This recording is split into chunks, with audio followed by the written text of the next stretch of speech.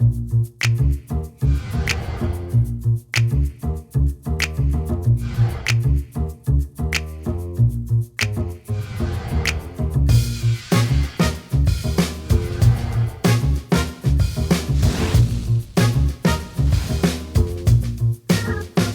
everybody, and welcome back to another episode of Bobsy Uncut Community Views, the podcast where we try to give it to you. No, we don't try. We give it to you from a straight-up point of view. You're not going to see this on Channel 10, 3, or 13. We're going to give it to you the real way, and we're going to keep it real. Today, we have a very, very special guest, Danica Royster. She's here today. She's running for Super Ward 7 City Council seat in the Mermaid City. I like to call it the Mermaid City, but the city of Norfolk. And, well, let's get it started. You are running for the Super Ward 7 seat, of which you currently hold on the City of Norfolk City Council in Norfolk. A seat which you now, as I mentioned, you serve as the incumbent. Just for our listeners and our viewers, right? Just for our listeners and our viewers that may not be in the know, explain to them how you became the incumbent and why has there been some issues raised about your candidacy? Well, first and foremost, thank you, Bob, for having me on your show. Indeed. I grew up watching you. Wow. If you can make it to Bob Z Uncut, you can make it anywhere. That's what they say. Oh, wow. Okay. Yep. So to answer your question, so I've been in the Super Ward 7 City Council position since January 13th. That's when I was sworn in. Prior to that, you know that there was a vacancy left by, now Delegate Angela Williams-Graves, and they had an open application process for people to apply.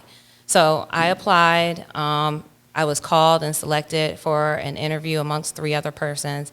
And within my interview, they asked us all a series of questions, and there was a unanimous vote by all the city council members.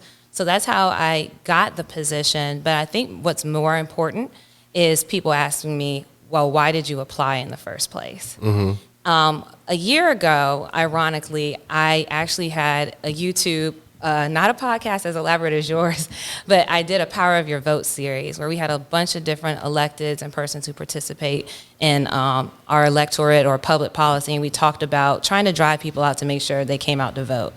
And one of the panelists who spoke, he did speak on the fact that, hey, a lot of the change that you want to see oftentimes, you're the change. That's why it hasn't happened yet. So not only did he challenge us to get involved, but he said, you need to run. Mm-hmm. And so when it opened up, I prayed on it, of course, being a woman of faith. And then I was just like, hey, why could I not be, the city council person?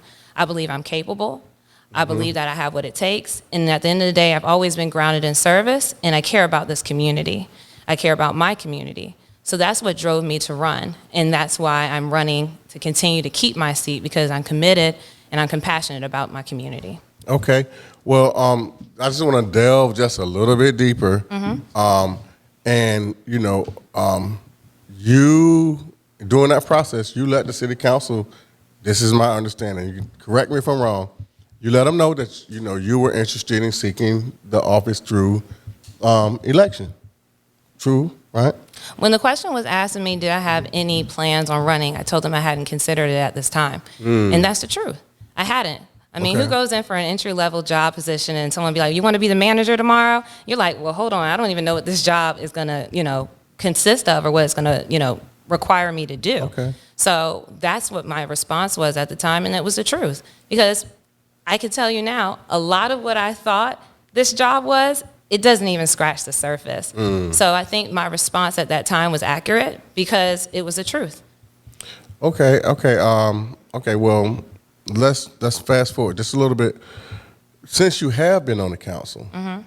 what have been your priorities while serving on the city council, and will you introduce some new initiatives or that would benefit the citizens of Super Ward 7? And I'm going to go a little bit further, but I just want to get we just scratching the surface right now. Yeah.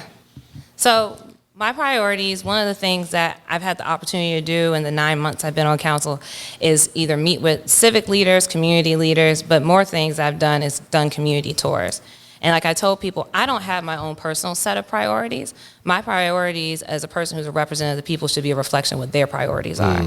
And we just did a town hall like 2 months ago, and the number one ranking thing that people said that was most important to them was public safety. So addressing the gun violence in this city. Something that came up obviously second was our education system here in the city of Norfolk, affordable housing, economic development, and making sure that there's equity. And of course, public health, since we all have to recognize that we're still very much in a pandemic. Right. Okay. But you did ask a second question in I regards did. to what's going to be new. So Okay. I'm really excited about the community engagement piece with all of those aspects, because I believe when you are definitely looking at plans and what you're going to bring to the table, you need to make sure that the community is a part of those thoughts and ideas. For example, one of the things that I had the opportunity to work on with some community persons, liaisons, members, different people from the community is in regards to public safety in the city and gun violence. We actually have a plan that we created. We were able to, now there's an RFP that was out. It just closed and it's sitting on the city manager's desk. And what it is right now is it's a plan that would present to the city an opportunity for those returning home to say, hey, I have a second chance and I want to impact my community in a unique way. I don't want to come to the school and speak for one day and say, don't do drugs, put the guns down. I really want to be in a position. And that's how we actually sow into our citizens when they return home, providing them employment through their experience. A lot of people have a lived experience which we could really learn from, and they can use those opportunities